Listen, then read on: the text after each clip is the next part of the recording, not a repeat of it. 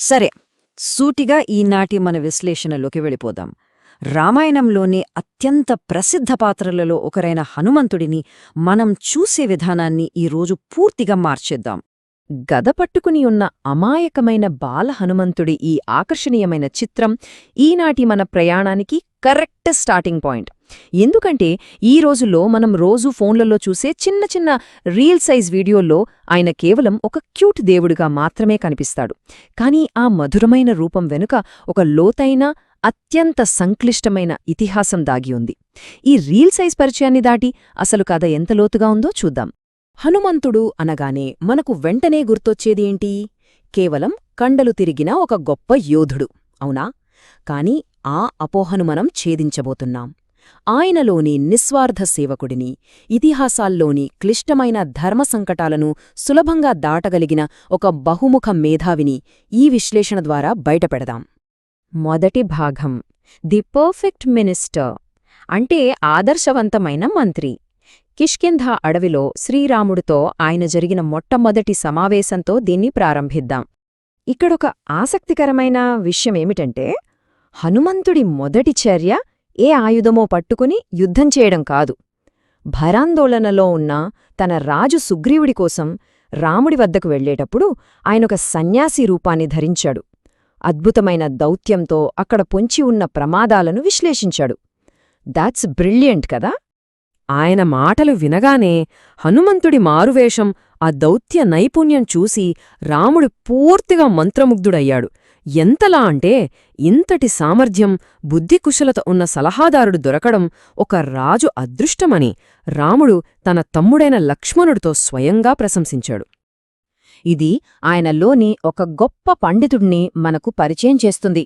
ఋగ్వేదం, యజుర్వేదం, సామవేదం మరియు వ్యాకరణంపై ఆయనకున్న అపారమైన జ్ఞానం, ఉపనిషత్తుల సారం, ఏమాత్రం తడబడని గొంతు రాముడి మనస్సును తక్షణమే గెలుచుకున్నాయి.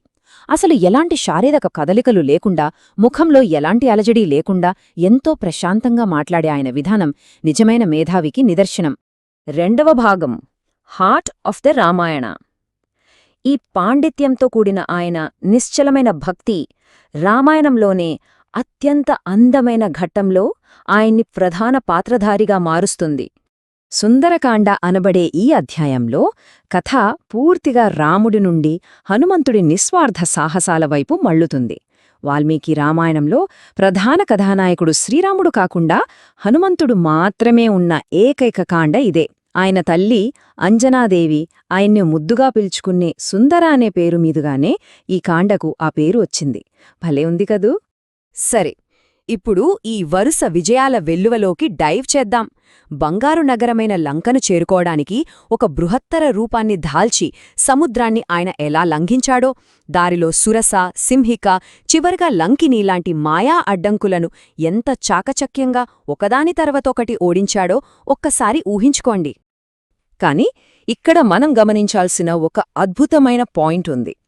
అశోకవాటికలో సీతమ్మకు నమ్మకం కలిగించడంలో ఆయన చూపిన మృదు స్వభావం, గౌరవం నిజంగా విశేషం. ఒక పక్క రామముద్రికనిచ్చి విశ్వాసం కలిగించి తన వీపుమీద తీసుకెళ్తానని చెప్పినప్పటికీ సీతమ్మ ఆ ప్రతిపాదనను సున్నితంగా తిరస్కరించినప్పుడు తన అపారమైన శక్తిని, లోతైన సానుభూతితో ఆయన బ్యాలెన్స్ చేసిన తీరు అద్భుతం. మూడవ భాగం, యుద్ధాలు మరియు అంతరంగిక మథనం. రాక్షసరాజైన రావణుడి సైన్యంతో జరిగిన అనివార్యమైన ఘర్షణలోకి మనమిప్పుడు ఎంటర్ అవుతున్నాం. లంకలో హనుమంతుడు చేసిన భౌతిక యుద్ధాలు కేవలం రక్తం, కండబలానికి సంబంధించినవి కావు.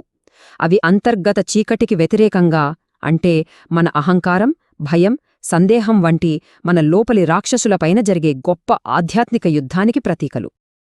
ఆయన లంకలో కేవలం తన అపరిమితమైన శారీరక బలాన్ని మాత్రమే ఉపయోగించలేదు. రావణుడి ఆస్థానంలో ఒక సందేశం ఇవ్వడం కోసం ఇంద్రజిత్తు ప్రయోగించిన బ్రహ్మాస్త్రానికి క్షణకాలం పాటు ఉద్దేశపూర్వకంగా లొంగిపోవడానికి ఆయన సిద్ధపడ్డాడు. ఇది ఆయనకున్న అపారమైన వ్యూహాత్మక ఓర్పును, దైవిక అస్త్రాల పట్ల ఆయనకున్న వినయాన్ని చూపిస్తుంది. That's truly mind blowing. ఇక నాలుగవ భాగం, ద డిలిమా ఆఫ్ ధర్మ, అంటే ధర్మ సంకటం.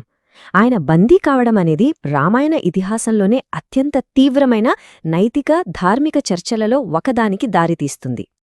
ఆయన లక్ష్యం యొక్క ముగింపును సరిగ్గా అర్థం చేసుకోవాలంటే మనం ధర్మం అనే లెన్స్ నుండి ఈ సంఘటనను చూడాలి. కేవలం మంచి చేయడం మాత్రమే ధర్మం కాదు. ఒక నిర్దిష్ట పరిస్థితిలో సరైన సమయంలో ఒక పాత్రగా మన విధులు ఆ ధర్మానికి అనుగుణంగా ఉన్నాయా లేదా అని విశ్లేషించడమే అసలైన ధర్మం. ఓకే, ఈ తీవ్రమైన సంఘటనల పరంపర ఎలా జరిగిందో చూద్దాం. రావణుడి ఆస్థానంలో బందీ అయినప్పుడు హనుమంతుడు సీతమ్మను తిరిగి అప్పగించమని వేడుకుంటాడు. దానికి కోపగించిన రావణుడు మరణశిక్ష విధించినప్పుడు విభీషణుడు జోక్యం చేసుకుని ఒక రాయబారిని చంపటం ధర్మం కాలని చెబుతాడు. అప్పుడు ఆ దౌత్యపరమైన చర్చ కాస్త క్షణాల్లో తోకకు నిప్పంటించాలనే శిక్షగా వేగంగా మారిపోయింది. ఇది మన ముందు ఉంచే ఒక లోతైన నైతిక ప్రశ్న. బంధనాల నుండి విడిపించుకుని హనుమంతుడు లంకను దహించడమనేది శత్రువుల నైతిక స్థైర్యాన్ని దెబ్బతీయడానికి చేసిన ధర్మబద్ధమైన చర్య, లేక ఏమీ కనపడని ఒక ప్రమాదకరమైన కోపమా? ఇది ఎన్నో కోణాల్లో తప్పక చర్చించుకోవాల్సిన విషయం. ఈ ప్రశ్న కథనాన్ని పూర్తిగా మన ఊహకు అందకుండా మారుస్తుంది. రావణుడు తన మంత్రుల సలహాను విని మరణశిక్షకు బదులుగా తోకకు నిప్పంటించమనే తక్కువ శిక్షను ఎంచుకోవడమనేది హనుమంతుడు ఒక రాయబారిగా వచ్చి ఏకంగా మొత్తం నగరాన్ని నాశనం చేయడం కంటే ఎక్కువ ధర్మాన్ని ప్రదర్శిస్తుందా? యుద్ధ సమయంలో ఉండే న్యాయం వెనుకనున్న ఈ సంక్లిష్టమైన నైతిక చరరాశులను ఇది విశ్లేషించేలా చేస్తుంది. అసలు నిజం చెప్పాలంటే ఆయన అసలైన వారసత్వం ఏంటో మనమిక్కడ తెలుసుకోవాలి. ఆయన నిజమైన శక్తి కేవలం అద్భుతాలు చేయడంలో, నగరాలను దహించడంలో లేదా భయంకరమైన రాక్షసులను ఓడించడంలో లేదు. వినయం మరియు తిరుగులేని విశ్వాసమే అన్ని అడ్డంకులను జయించే అంతిమ శక్తులు. ఆయన సాధించిన అతి పెద్ద విజయం కేవలం కండబలం వల్ల వచ్చింది కాదు, శ్రీరాముని పట్ల ఆయనకున్న అచంచలమైన భక్తి మరియు ఆత్మసమర్పణ వల్ల మాత్రమే సాధ్యమైంది. ఈ విశ్లేషణను ముగించే ముందు మనల్ని మనం ఒక ప్రశ్న అడగాలి. నిజమైన బలమనేది కేవలం ప్రతీకారం తీర్చుకోవడంలో కాకుండా నిస్వార్థమైన సేవ మరియు వివేకంలో ఉన్నట్లయితే ఈరోజు మనం జయించాల్సిన మన లోపలి రాక్షసులు ఇంకా ఏమున్నాయి? ఆ గొప్ప విజ్ఞానం మరియు సేవ యొక్క సమతుల్యతను మన సొంత జీవితాల్లో